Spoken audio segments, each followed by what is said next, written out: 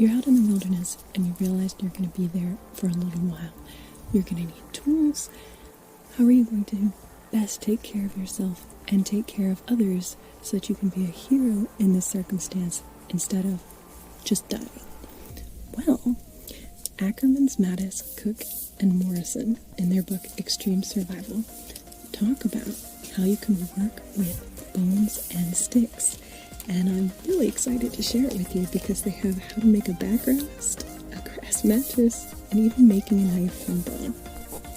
And they write, once your basic requirements of shelter, warmth, food, and water are taken care of, you can use all the natural materials around you to create numerous other artifacts.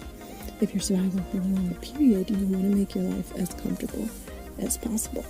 So they show you here how to make a knife from bone. They show you large bones can either be found or harvested from an animal, and they can be broken up simply by smashing them with a rock to get shards. You can shape the resulting shards into whatever tool you need by using a large rough stone as an abrading block and rubbing the bone across them, which is what they're doing here. For greater precision, score the bone with a stone cutting tool in the rough shape of the object. Then carefully smash it along the scored lines. So what they mean by scoring is they're tracing out in the bone the shape of what they want the tool to be, and then they're hitting it so the outer pieces break off.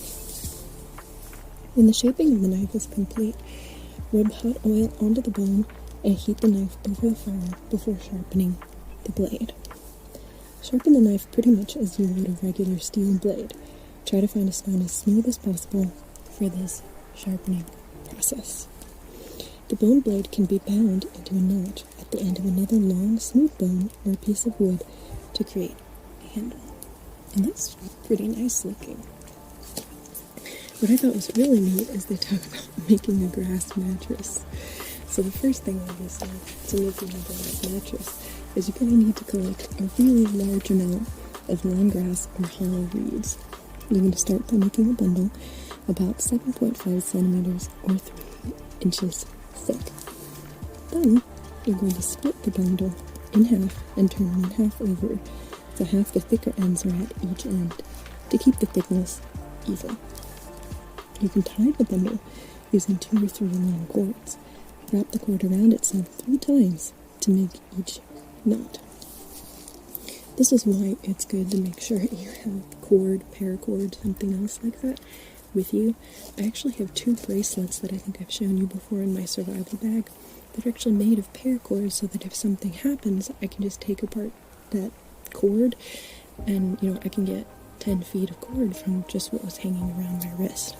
So it's good if you're traveling. Usually if I'm going to go on the airplane or anything like that, I usually bring some survival gear with me in case there is a crash and I don't instantly die.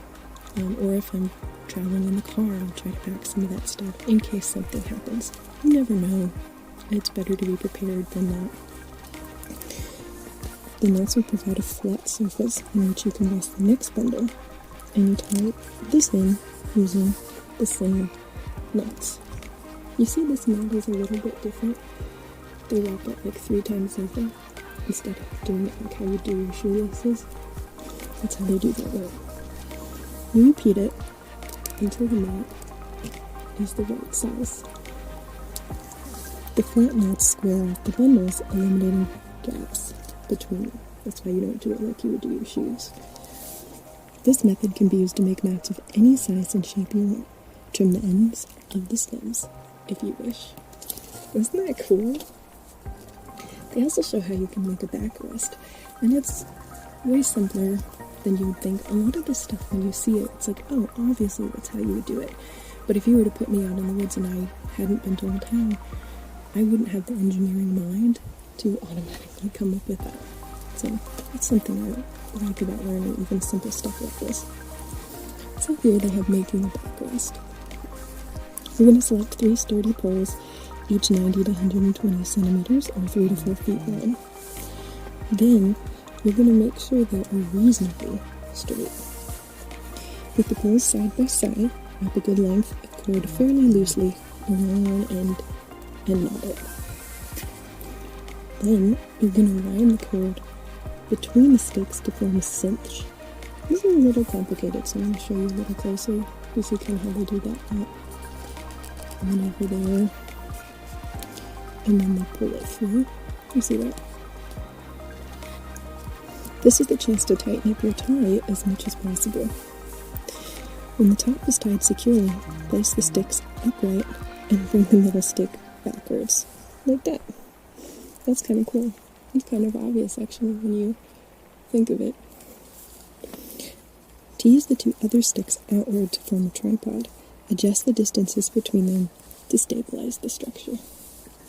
And finally, tie some horizontal bars to give you a sturdy surface to lean against and tie a grass mat over this frame. Isn't that cool? I love this book. So there you go. 3 things you can make from bones and sticks to make your life in the wilderness just a little